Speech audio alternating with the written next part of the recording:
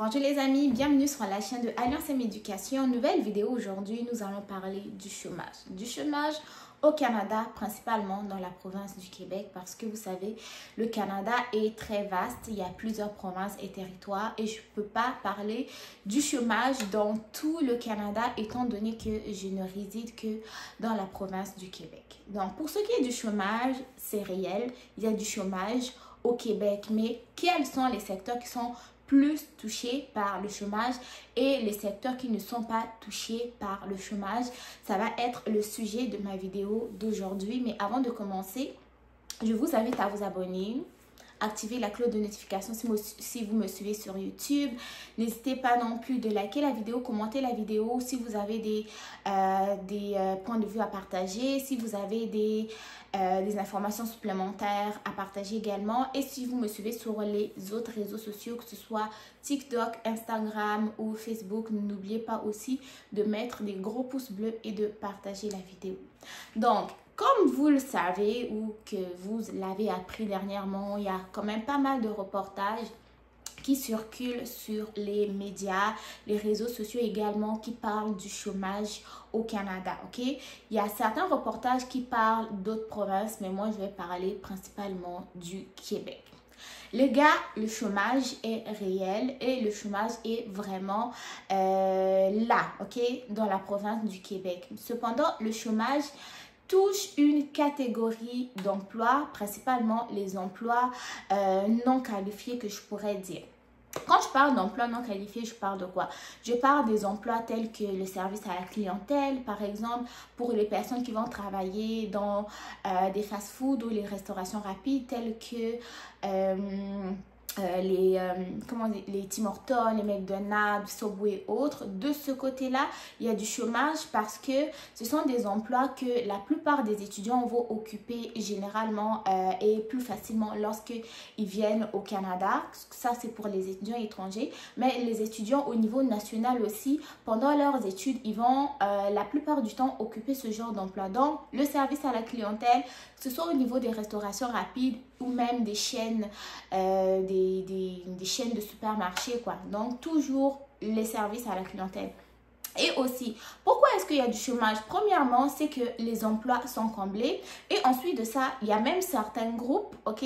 Certains groupes commerciaux qui ont remplacé les humains par des machines, ok?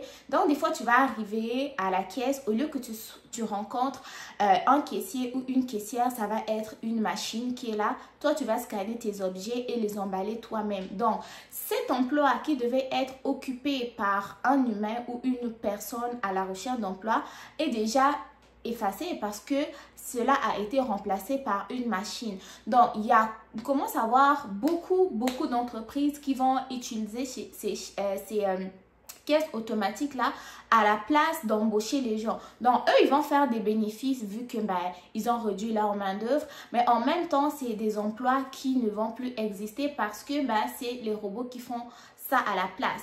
Donc, premièrement, il y a ce type d'emploi, comme j'ai dit, service à la clientèle, les emplois comme caissier, caissière qui sont remplacés par des machines, surtout dans les épiceries, dans les supermarchés, dans les centres d'achat. Et ensuite, les emplois non qualifiés ou qui n'exigeaient pas de diplôme, tels que les emplois au niveau du, au niveau de l'entretien. Ça aussi, ça commence à être éliminé pour être remplacé par des machines. Dernièrement, j'étais à Québec et j'étais dans un centre commercial. Je me suis rendu compte que c'était des robots qui faisaient le ménage, ok? Donc, il y avait des robots qui, c'était carrément des aspirateurs électriques. Il y avait des robots qui passaient la mop. Donc, au lieu que ce type d'emploi-là soit également occupé par un humain, ça a été remplacé par des machines. Or, la plupart des étudiants occupent ce genre d'emploi, que ce soit des étudiants nationaux et les étudiants internationaux. Et vu que dernièrement aussi, le gouvernement du Canada a reçu pas mal d'étudiants étrangers, pas mal de travailleurs étrangers temporaires qui sont ici grâce aux IEMT. Donc, il y a beaucoup de pénurie qui a été comblée grâce aux étudiants et grâce aux travailleurs étrangers. La plupart du temps, c'est dans les emplois qui n'exigent pas de diplôme, dans les emplois non qualifiés.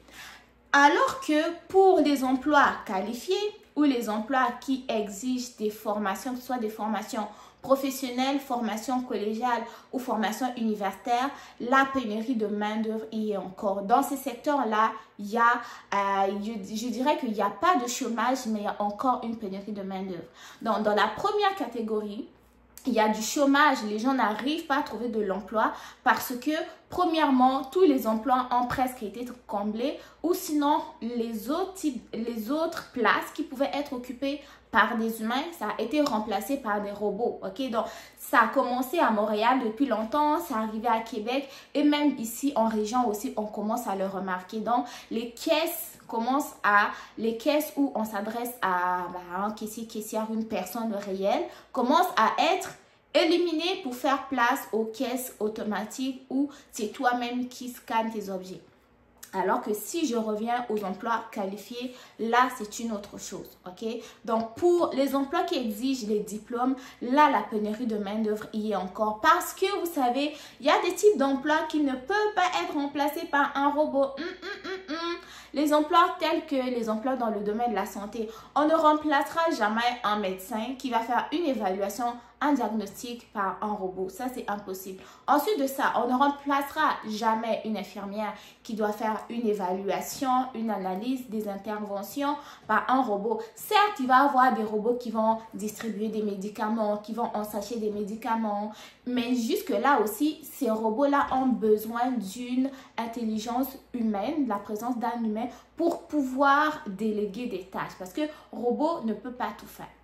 Ensuite, des emplois tels que des emplois dans le domaine de l'enseignement. Là aussi, les robots, ils ont beau être intelligents, bien programmés, mais ils ne vont jamais remplacer la place d'un enseignant ou d'un professeur, ok? Là aussi, ça va prendre toujours, ça va nécessiter la présence d'un humain. Les emplois tels que travailleur social, les emplois tels qu'un psychologue ne peuvent pas être remplacés par un robot. Les emplois tels qu'un informaticien, oui, on voit les intelligences artificielles, on voit les ChatGPT et tout, mais sachez que quand même pour programmer ce genre de machine ou ce genre d'application, ça prend de l'intelligence humaine, ok? Donc là aussi, ça nécessite la présence d'une personne. Les emplois tels que les miniers, ceux qui travaillent dans les mines avec des DEP, oui, il va y avoir des grues, oui, il va y avoir des foreurs, mais jusque-là, ces foreurs-là, ils ont besoin d'une personne pour pouvoir les guider, ok? Donc, ça, c'est encore des emplois qui ne peuvent pas être remplacés par des humains. Ou des emplois dans l'enseignement à la petite enfance, des emplois en garderie.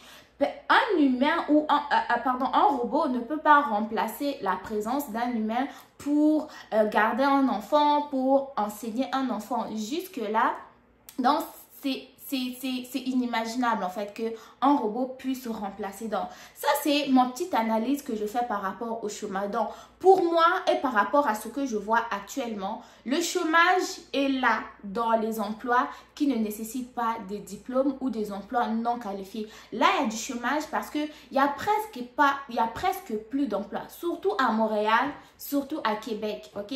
La plupart des personnes qui sont à Montréal en ce moment sont en train de se déplacer vers les régions pour trouver ces mêmes emplois-là qui ne nécessitent pas de diplôme parce que à Montréal, tout est saturé, tout est remplacé par des caisses intelligentes. Il n'y a même plus de place pour les humains pour y travailler. Ou sinon, les emplois qui étaient disponibles sont déjà occupés par des étudiants étrangers, des travailleurs temporaires et même les étudiants canadiens résidents permanents aussi. On n'a pas dit que tous les emplois ont été pris par des étudiants étrangers, mais même les étudiants nationaux qui sont ici pendant les études, ils vont aller travailler au Tim Hortons, au Subway. Même moi, à un moment donné, quand j'étais au cégep, j'ai déjà travaillé au Subway, j'ai déjà travaillé au McDonald's, ok? Parce que ce genre d'entreprise vont quand même donner des horaires assez flexibles et pratiques pour les étudiants, peut juste travailler les fins de semaine, ou travailler un jour dans la semaine, tout dépendamment de ton horaire. Donc, ce genre d'emploi est quand même assez saturé. Et aussi, ça va être saturé par les accompagnateurs des travailleurs ou même des étudiants. Si par exemple, tu es un travailleur temporaire, tu arrives avec ton permis de travail, tu appelles ta conjointe arrive, elle a un permis de travail ouvert, si elle n'a pas de diplôme ni de qualification, elle va aller occuper un emploi qui ne nécessite pas de diplôme ni de qualification. Et là, c'est encore une pénurie de main-d'œuvre qui est comblée. Et donc, pour les personnes qui vont venir à la recherche de ce même type d'emploi-là, ils ne vont pas trouver et ils vont se retrouver dans le chômage. Ok. Une autre raison aussi, pourquoi est-ce qu'il y a il y a du chômage en ce moment, plus à Montréal ou à Québec, c'est parce que tous les immigrants, que ce soit étudiants, travailleurs temporaires, résidents permanents, tout le monde qui arrive veut toujours se concentrer à Montréal, veut toujours se concentrer à Québec. Il y a comme personne qui est vraiment intéressé à aller en région. Ah, la région c'est loin, la région il fait très froid. Oui, il fait froid en fait partout ici au Canada, mais on s'adapte lorsqu'on a des objectifs. Donc, si toi tu es ici à Montréal, là tu préfères rester là alors que ça fait 6 mois, 7 mois que tu es là à la recherche d'emploi, tu n'as pas encore trouvé, ça va être peut-être le temps pour toi de faire un move, d'essayer d'aller voir en région. Certes, ça va être plus pratique, mais en même temps aussi, vu que je parle du sujet, je comprends que ça peut être problématique pour les étudiants qui étudient à Montréal, ok? Donc, ça va être compliqué. Tu es à Montréal, tu es un étudiant, tu cherches une job étudiant, tu ne trouves pas. En même temps, il y a ta session qui est en cours. Donc, tu as du mal un peu à laisser ta session à Montréal pour transférer ton dossier dans une école en région. Donc, ça, c'est un peu ambigu. Le secret, c'est simplement déjà, lorsque vous avez l'intention de venir, là, je parle de la province du Québec, essayez de regarder si les opportunités dont vous cherchez à Montréal, Québec sont aussi en région.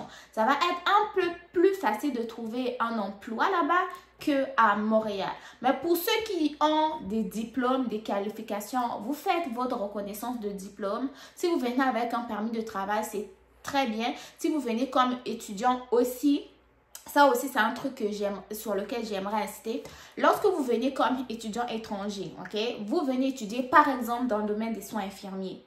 Ne soyez pas obligé ou ne vous imaginez pas simplement que « Ah, moi, je viens étudier en soins infirmiers, je vais simplement aller travailler service à la clientèle là-bas. » Les gars, ça peut être compliqué, mais est-ce que vous savez que vous pouvez aller travailler dans le domaine des soins infirmiers, mais dans un hôpital, même si vous n'êtes pas infirmier, infirmière tout de suite, mais il y a des emplois qu'on appelle des emplois généraux que les étudiants peuvent occuper dans les hôpitaux, ok? En dehors des centres commerciaux, des restaurations rapides, là, n'oubliez pas que la fonction publique aussi embauche des étudiants étrangers et ils vont respecter votre horaire de temps partiel et il y a plusieurs types d'emplois. Si tu cherchais un emploi dans l'entretien ménager en ville, tu n'as pas trouvé, sache que c'est possible de trouver un emploi aussi dans un hôpital sur le secteur de l'entretien ménager. Mais pour ce qui est des emplois vraiment qualifiés, il n'y a pas de chômage de mon côté parce que nous, les infirmières, on est toujours en pénurie. Les médecins, on n'en parle pas. Les enseignants, vous voyez toujours des campagnes de recrutement à l'étranger. Les aides-soignants, il y a toujours un recrutement. Que ce soit les travailleurs de la construction, que ce soit les informaticiens, ok? Donc, il y a des domaines qui sont touchés par le chômage, oui, mais il y a des domaines qui sont toujours en pénurie. Donc, ça va être à vous de regarder dans quoi est-ce que vous voulez venir au Canada.